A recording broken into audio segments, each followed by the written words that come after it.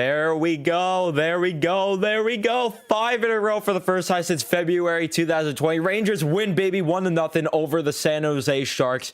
A huge game. I was at the game, which is why this is getting up extremely late. If you're not following me on Twitter, be sure to do that already. Or be sure to do that if you're not already. That's what I meant to say. Because after the game, I tweet out for you guys to give your thoughts and opinions. And I tweet out, when I'm at games. And if for whatever reason, you're a fan of my channel enough that you want to meet me, go ahead and say what's up. So, yeah, huge win for the boys. Not a necessarily pretty one in a couple ways. Obviously, the main concern, though, coming away from this was the Shesterkin injury, which we'll get into. But thankfully, Gallant said that he is okay and he's going to be day-to-day as of right now. And at first at the arena, we couldn't really tell. So we thought that it was due to contact. But then I was seeing on Twitter that during one of the breaks that it was a no contact injury. And it just sucks that hopefully it's not anything like that. But then someone also tweeted, I don't remember who, otherwise I'd shout them out, that the puck may have got under the pad and hit him a certain way. And it could just be really bad in that regard. But we're going to talk more about that in a bit. But I mean, there's not a lot to go over with this one. It was a 1-0 game. For the most part, it was just back and forth hockey with defensive plays. Although there were a couple of times I was getting pissed off with the Rangers where you'd have so many scenarios where, you're making a pass up through the neutral zone and it's just going right to the white sweaters. No blue sweaters in sight, and you're still past it there. Zibanejad did that a couple of times. You had Barclay Goodrow do that once or twice. Reeves did that. There were just so many bad plays in the neutral zone. They were struggling to get through it.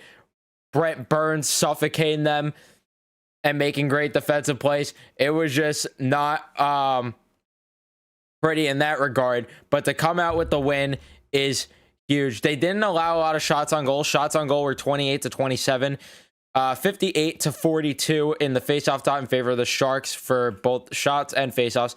Power play percentage, or power plays overall, 0-2 for the Sharks, 1-3 for the Rangers. That's the only goal that was of the game. 6-4 for PIMS. Doesn't really matter. I mean, you figure that out with the power plays. 14-22 in favor of the Rangers for hits. Block shots, 9-17, and the Sharks had more. And then giveaways, 11 for the Rangers and 8 for the Sharks. So there were things that I thought that the second period they were very sloppy. The third period I thought was just balanced hockey all around. I thought that they were slightly the better team. The first period they definitely were the better team, but the second period they were just non-existent. You didn't even have any chances. You had the Dryden Hunt chance. That was really about it for what I remember with the second period. But which sucks because of course I was sitting on the side where they shoot once, but I could never win because if I was on the side they were shooting twice, they wouldn't have scored on that side. But yeah, Strome scores the only goal 6 minutes into the game on the power play, which was really nice to see. It's nice to see the power play get going. The power play I thought was a little bit better. The second unit, that was just completely pointless. Like, I don't know what if they're even practicing or anything. They just look like a complete mess, and it was just a waste. One of the power plays for a good minute 30 or a minute, however long that second unit was out there for that time. It was just a complete waste. So yeah, it was nice to see though the first unit get going a lot, creating some good opportunities.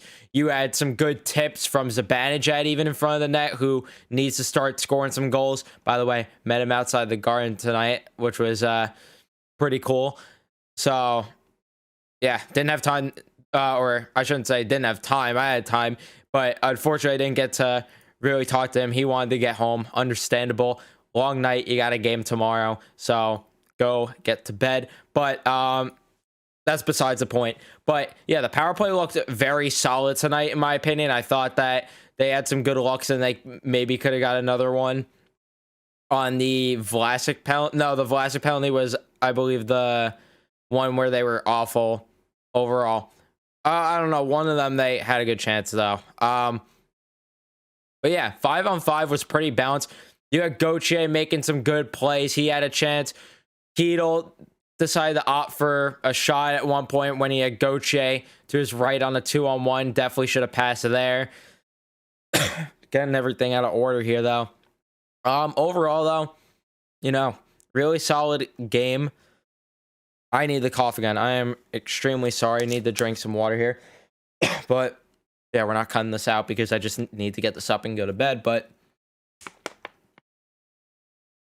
as you heard my water there, did not mean to make my noise there. But yeah, overall, not too bad. I can't really think. I mean, there were, once we get into how the lines were individually, we'll talk about, you know, certain players. But yeah, let's just dive into that now. So the first line of Kreider, Zibanejad, and Kakko. That line was pretty solid tonight. They got some good opportunities. I thought that there were a little bit of times where they were sloppy, specifically Mika and Kakko. Kakko definitely had a bit of an off night. He wasn't making the plays that he usually would to fight and keep it in the zone.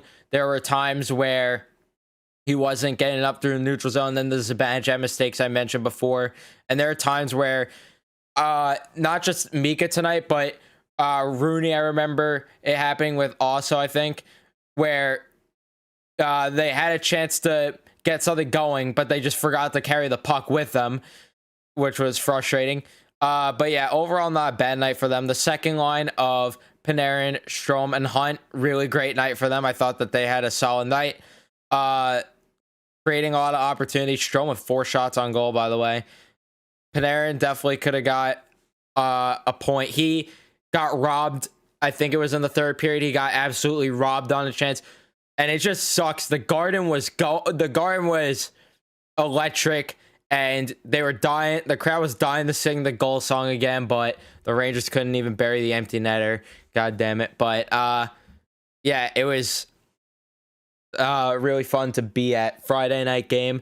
Loved it. The third line of Lafreniere, Chytil, Gauthier, I thought that they were all right. There were times where they were...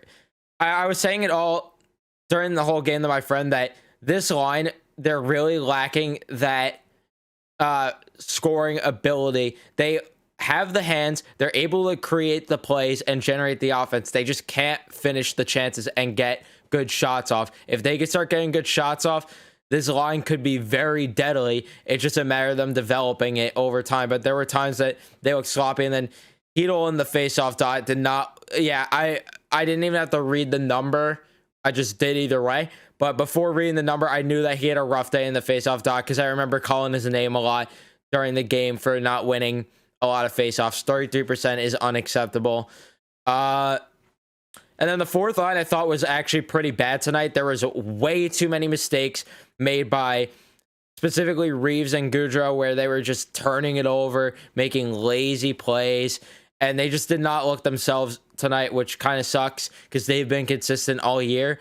But yeah, overall, I can't really complain too much because, like I said, we won. So, and then for the defense, Lindgren and Fox, another day at the office for Fox, getting a point, and they were just overall solid.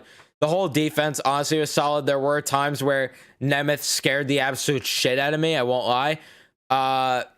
Specifically in the first period. I don't remember exactly what happened, but I remember calling his name in the first period for a stupid play. But other than that, I mean, for the entire defense itself, can't really complain, considering that, you know, they helped contribute to a shutout outside of Igor and Georgiev, which, yes, Igor did get hurt, which definitely did suck. And if he's just day-to-day, God bless. But that did not look like something that's going to be day-to-day. So hopefully Georgiev's going to hold down the fort. Igor, the crowd was going. They were chanting for him, hoping to get him up. But once he tried to get up and he just fell right back down, you knew right then and there, there's no way he was staying in the game. And Georgiev looked really sharp. For whatever reason, he looked insane in warm-ups, and he had a catch on the bench tonight too. But yeah, Georgiev coming off the bench and coming in for the injured Shesterkin, really solid tonight. He got his name chanted, which, you know, we ended up chanting. I don't know if the Garden mutually agree, but my friend and I were like, listen, you know what? We got to get behind Georgiev here, because if he's going to be starting for a bit, you might as well get behind him, and he might rally off of the support from the fans, which I know might sound stupid to some people, but it is what it is. They're athletes. Athletes are still humans at the end of the day, so they feed off of that stuff. Shots per period, by the way, split at 10 in the first, 7 to 6 for the Sharks in the second, and then split at 11 in the third. So pretty even all game except for the second period. Yeah, let's get to Twitter. Gonna wrap this one up early tonight, just because, like I mentioned, I am dead tired. Got home from the game pretty late because I waited outside the Garden to meet some of the players who waited at the wrong area, which was pretty embarrassing, but still met Mika, so that was cool. And then it was cool also that got to watch from a distance Kreider and Mika just hanging out while Kreider was waiting for his cab. Mika hugs as Kreider gets in the cab, and then Mika walks off, and we end up getting an opportunity to get a picture of them, my friend and I, that being. So that was a cool thing. Let's get to Twitter, though. Enough about that. Enough about me. New York Style 24 says, I'm happy we win. Hopefully, Georgiev can hold down the fort for a while until Igor is ready. Yeah, Georgiev is going to have to do a lot of work. I think it's a guarantee that he gets to start tomorrow. So, yeah, let's just hope for the best for him. And yeah, Igor, I have a feeling he's going to be okay.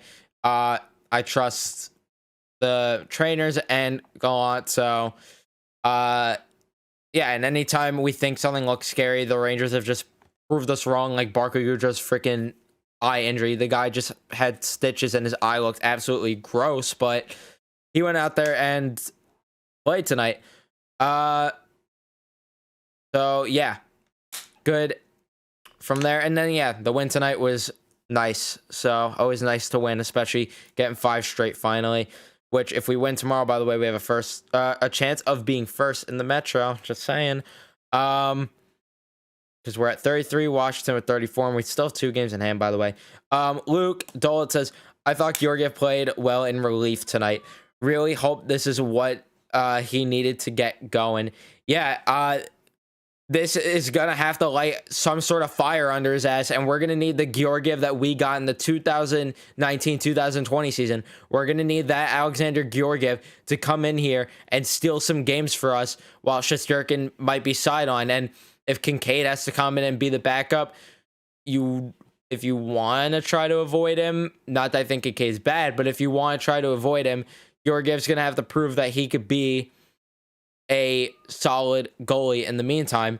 And then you also said on Twitter here, sorry if you hear my cat, by the way. I don't know what is up with him right now. He's going crazy. But you also said, I thought it was a great team win for the Rangers tonight. The forechecking and Georgiev shut the door at the end.